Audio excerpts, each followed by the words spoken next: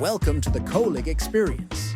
In today's episode, we're diving into bold insights, daring experimentation, and groundbreaking leadership strategies. We'll explore how Tycho Brahe's revolutionary approach to collaboration in his observatory can inspire modern organizational success. Get ready to uncover the power of specialization and teamwork in driving innovation. Let's start.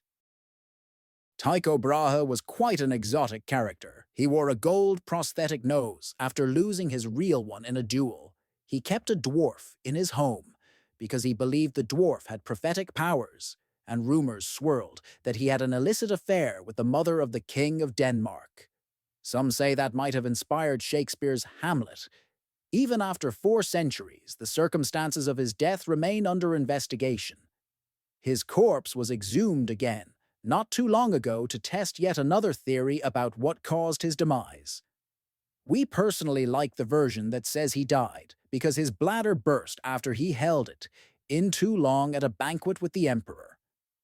Regardless of how he actually died, in 1576, Tycho got permission from the King of Denmark to build the largest observatory Europe had ever seen.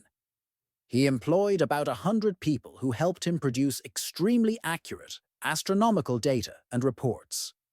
Among these helpers was a certain Johannes Kepler, a mathematician called in to tackle an astronomical problem. Kepler believed it would take him 3 weeks to solve, but it ended up taking 3 years. We like to recall that story whenever we suspect our own work estimates might be too optimistic. And why are we telling this story about Tycho Brahe here? The reason is simple. Beyond his important scientific contributions, Tycho unintentionally founded a new organizational concept that was unheard of in his day. As we've mentioned, about 100 people worked in his observatory. Some helped him design new measuring instruments. Some operated those instruments. Others analyzed tables of data, and still others handled different tasks. This model might seem natural to us, but in his time, it was groundbreaking.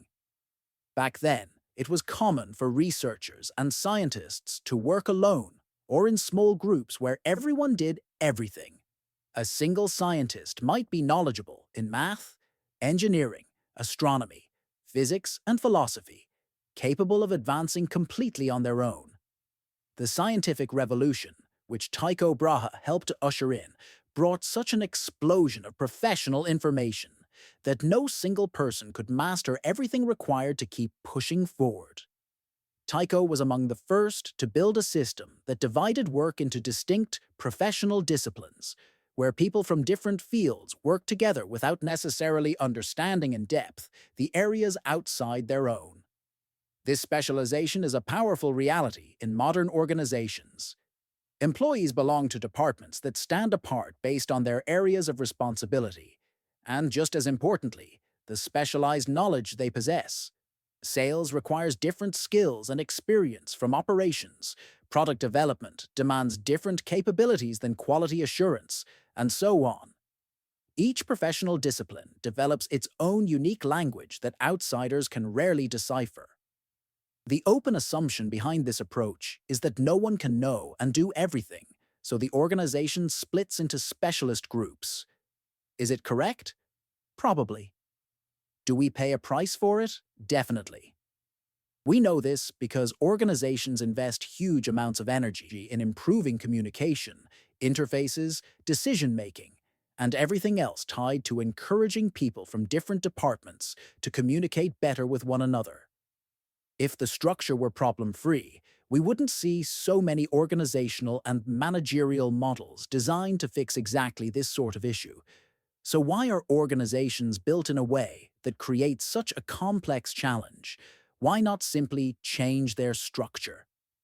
We suspect there's another hidden assumption. It's related to power, different areas of responsibility, professional expertise, and unique language create a distinct territory of knowledge within each department.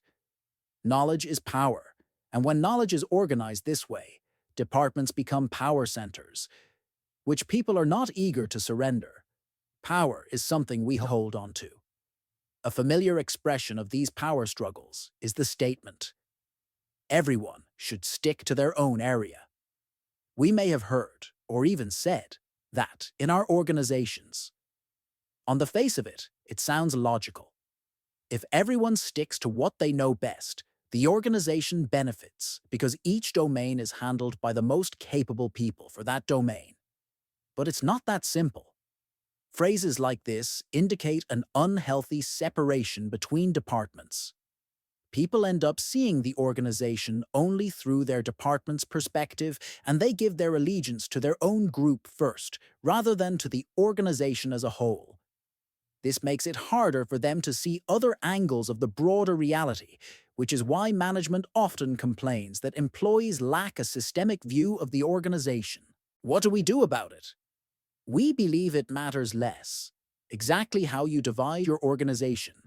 Every organization ends up finding the structure that fits it best, and more, that you stay alert to the implications of the structure you've chosen. Be aware of when divisions and separations help the organization move forward, and when they're meant mainly to keep outsiders away in order to protect a department's power. We've seen firsthand how these tensions play out. In one software company we advised, each department clung tightly to its specialized knowledge. The product team refused to collaborate closely with the QA team, preferring to handle everything in-house. This meant testers were often out of the loop until late in the development cycle, leading to last-minute surprises and a scramble to fix major issues right before release. Management had to form cross-functional groups that forced these teams to exchange information earlier. It was uncomfortable at first. Some people felt that their turf was being invaded, but it ultimately improved product quality and reduced late-stage friction. In an infrastructure project we supported, the engineering and project management teams rarely spoke the same language. Engineers would create detailed technical plans and assume the project managers could handle cost estimation and scheduling on their own. Project managers, meanwhile, felt they couldn't challenge the technical details, so they made rough assumptions that led to repeated budget overruns. It wasn't until senior leadership insisted on regular, structured collaboration sessions and knowledge sharing that both sides began to appreciate how crucial it was to align timelines, technical details, and cost estimates together. Everyone was still a specialist, but they learned to recognize that the organization benefited most when expertise was shared openly, rather than locked away in departmental silos. These situations bring us back to Tycho Brahe's groundbreaking approach. He was one of the first to assemble a team of experts who each focused on what they did best, yet collaborated under one roof. That had never quite been done at such a scale. Today, we see the same principle taken further, with companies made up of specialized groups in constant interaction.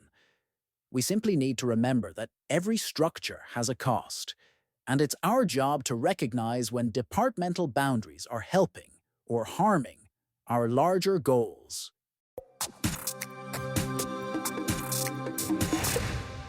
And that wraps up today's podcast, where we explored Tycho Brahe's pioneering approach to collaborative science and its enduring impact on modern organizational success.